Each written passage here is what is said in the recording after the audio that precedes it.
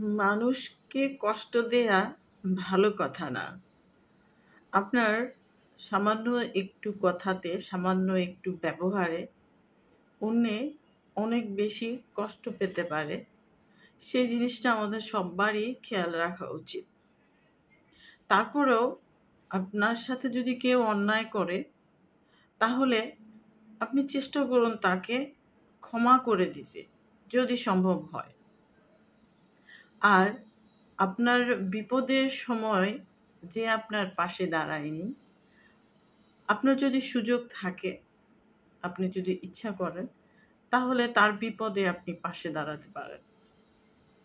সে খুশি হবে এবং সে নিজেকে শুধরাতে পারবে।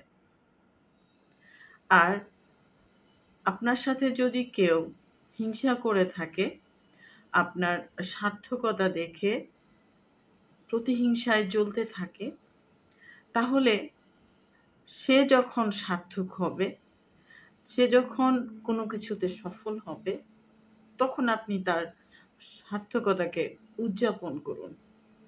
তাহলে সে কিছু শিখতে পারবে। ভালো থাকবেন।